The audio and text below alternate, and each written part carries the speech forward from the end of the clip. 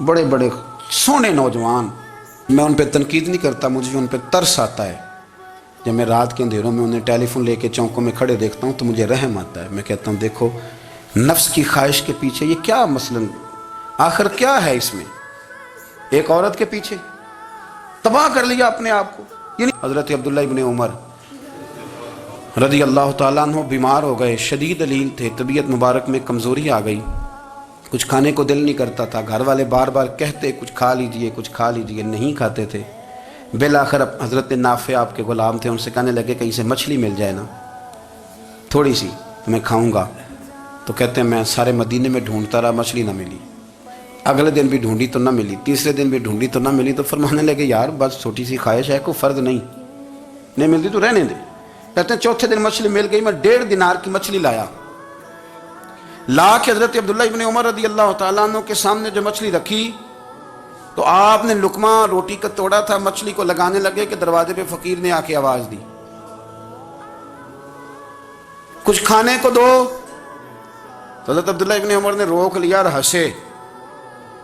कई दफ़ा दे हम भी देते हैं पर हमारा चेहरा देखने वाला होता है, इतने हम गुस्से में होते हैं, दे देते हैं, लेकिन जो सिलवटें होती हैं ना चेहरे वाली वो गिनी नहीं जाती। हंसे और मैं देखो मेरा अल्लाह कितना करीम है, वो मुझे बचाना चाहता, उठा बार दिया जाके। तो खादिम अब हुक्म का पाबंद था, वो लैतुल्ला अल्लाह तो कर नहीं सकता था, वो गया और जाके दे आया। फ़कीर जब सारे मोहल्ले से आटा इकट्ठा कर लेते हैं तो फिर एक जगह जाके बेचते भी हैं। दे आया, वो 2 गलियां आगे गुजरा तो मैं पीछे दौड़ा गया। मैंने कहा सच बता खानी है कि बेचनी है? वो कहने लगा जो भी सबब लग जाए कर जाऊँगा, आपने दे जो दी है। तो कहते हैं मैंने उससे कहा कि ये 1.5 दिनार की मैंने ख़रीदी थी, अगर तू 2 दिनार की मुझे बेच दे तो आजकल मछली मदीने में मिल नहीं रही तो मैं अपने आका को दे दूंगा, वो यही खाएंगे, बीमार हैं। तो कहने लगा जी बिस्मिल्लाह, मुझे क्या एतराज़ है, 2 दिनार मिल रहे हैं, 1.5 की मछली, और 1.5 की भी किसी ने नहीं खरीदनी थी, अब तो पक गई। फरमाते मैंने 2 दिनार उसको थमाए, वो मछली उससे ख़रीदी और ख़रीद करके मैं लाया।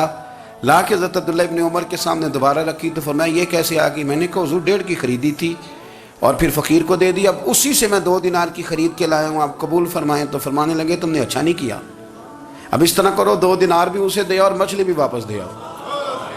अर्ज़ की हुजूर क्यों? फरमाया तुमने कुरान नहीं पढ़ा? हुजूर पढ़ा है। फरमाया रब फरमाता है लन तनालुल बिर्रा हत्ता तुनफिकु मिम्मा तुहिब्बून, तुम भलाई को उस वक्त पहुंचोगे जब अपनी प्यारी चीज राह खुदा में खर्च करोगे। इमाम गजाली ने लिखा है, फरमाने लगे दे आ। तो वो हजरत नाफे कहते हैं मैं देने गया, दे के वापस आया तो कुछ परेशान था क्योंकि मुझे भी 4 दिन हो गए थे ना तलाश करते, थोड़ी थोड़ी तबीयत में मायूसी थी, कितनी मेहनत से मैंने लाया और आपने वापस कर दी। तो हज़रत अब्दुल्लाह इब्न उमर ने मुझे करीब बिठाया, फिर मुझे थपकी दी, फरमाने लगे पुत्र मैंने वैसे भी कभी झूठ नहीं बोला और आजकल तो मैं वैसे ही बीमार हूँ, टाइम ही नहीं, वक्त ही नहीं, मौका ही नहीं झूठ बोलने का। मैं तुझे सच बताऊँ, मुझे मछली खा के इतना सुकून नहीं होना था जितनी अल्लाह के रास्ते में खैरात खा के मुझे सुकून हुआ। तो तुझे तो मेरी राहत से गर्ज है ना कि मुझे राहत कैसे होती है, तो मुझे सुकून मिला है राह खुदा में दे। मैं नफसानी ख्वाहिश पूरी कर लेता तो ये मेरा नफ्स कल फिर मुझसे मछली मांगता, परसों कहता नहीं छोटे गोश्त की यखनी भी चाहिए। हम लोग उलझ गए हैं, बहुत बड़े कैदी हैं अपने आप के, बड़े कैदी, सारा दिन अपनी ख्वाहिशात की तकमील में भागे रहते हैं। बड़े बड़े सोने नौजवान। मैं उन पर तनकीद नहीं करता, मुझे उन पर तरस आता है।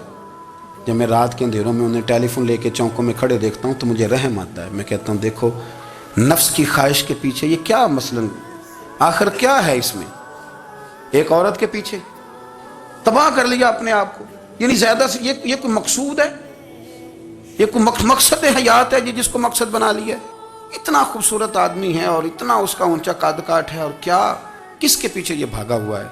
बड़ा समझदार, दानश्वर, अक्लमंद आदमी, ज़ीरू बंदा, लेकिन उसका स्टेटस आप ये मुलाहिजा करें कि वो 20-40 हज़ार की खातर झूठ बोलता है, धोखा देता है, फरेब और फ्रॉड करता है।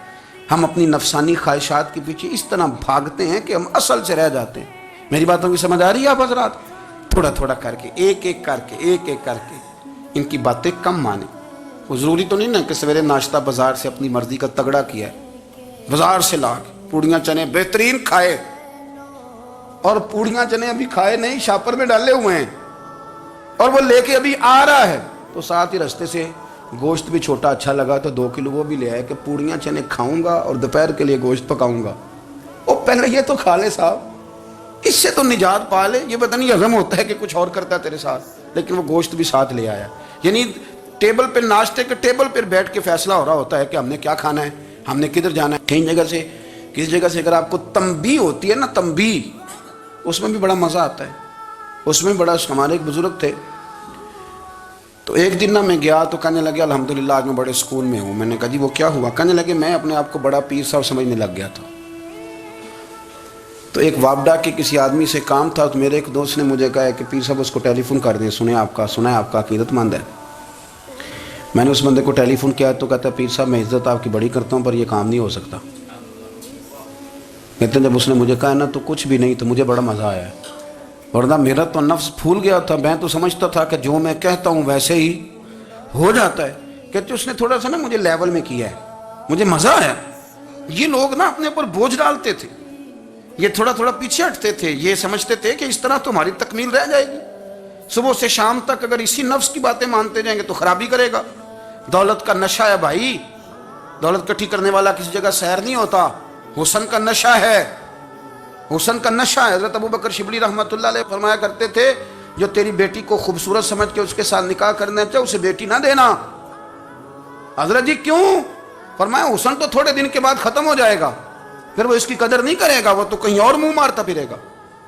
حضرت ابو بکر شبلی رحمۃ اللہ تعالیٰ علیہ کی بیٹی خوبصورت تھی. ایک نوجوان کہنے لگا میرا نکاح کر دیں. آپ فرمانے لگے پتر تو 1 مہینے کے بعد آنا, کر دوں گا. بڑی موٹی تازی خوبصورت صاحبزادی. تو حضرت نے اسے دوائی کھلائی, اسے پخانے لگ گئے. جو پخانہ کرتی ایک مٹکے میں سنبھال دیتے. تھوڑا وقت گزرا تو وہ ہڈیوں کا پنجر بن گئی. مہینے بھر میں دست اتنے آئے کہ کمزور ہو گئی. تو ابو بکر شبلی 1 مہینے کے بعد نوجوان کو بلایا, فرمایا ادھر آ تیرا نکاح کروں. بچی دکھائی تو وہ کمزور بستر پہ پڑی. فرمایا شادی کر. کہنے لگا اس سے نہیں میں نے کرنی.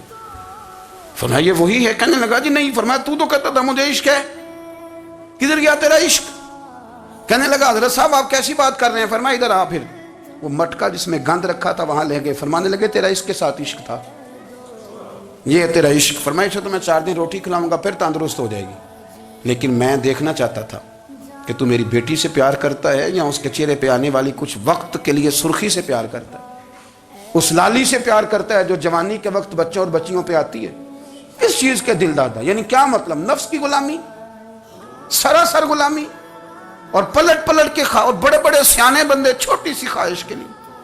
بڑا سمجھدار آدمی, بڑا سیانا بندہ اللہ رسول کی مرضی کے مطابق اصول پسند زندگی بنائیں, ایک ایک کر کے اپنی خواہشات سے پیچھے ہٹیں, تھوڑے پہ گزارا کرنا سیکھیں, اپنے نفس کو سمجھائیں.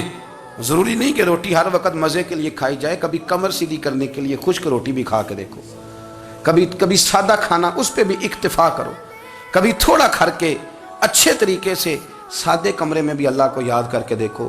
نفس کے پیچھے نہ بھاگیے گا, تباہی کرے گا. رب کریم سمجھنے کی توفیق